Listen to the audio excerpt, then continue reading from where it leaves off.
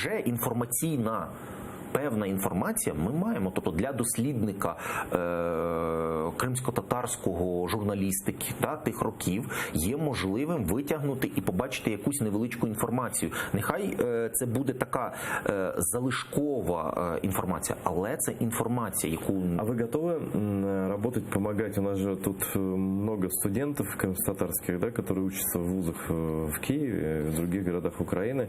Если кто-то из этих ребят, девушек, захочет делать работы по истории Крыма и обратиться к вам в архив, ви їм поможете? Звичайно, але отут, Айдаре, я скажу таку критичну, да, не тільки до вас, але й взагалі до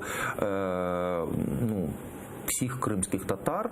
Мені дуже це прикро, тому що я вже не перший раз піднімаю це питання.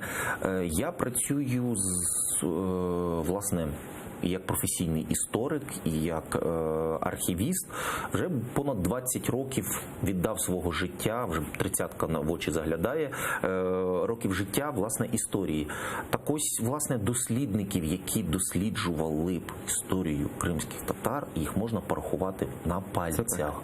І за останні 10 років я, як директор архіва, як архівіст, в своєму одному архіві, який я до цього очолював, і в іншому, я не бачив жодного представника кримських татар, який би приїхав і досліджував. Жодного, я про це говорю. Тогда я хочу сказать тем нашим молодым людям или средних лет, которые занимаются или будут заниматься историей, да, что не только в Крыму были эти архивы, что в Киеве есть громадный пласт именно кино, фото, видео, аудио документов, не говоря про все остальное, вот, которые находятся непосредственно у Владислава Берковского прямо в архиве. Приходите, ищите, пишите книги, если вы изучаете историю.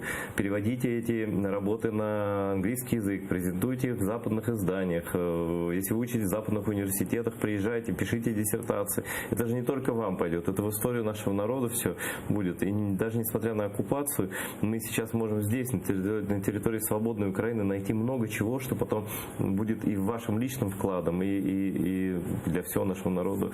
Вот. Ну, это действительно очень важное. Але, на жаль, на сьогодні сумна. Да? Я говорю про сумну статистику, за 10 років ні одного.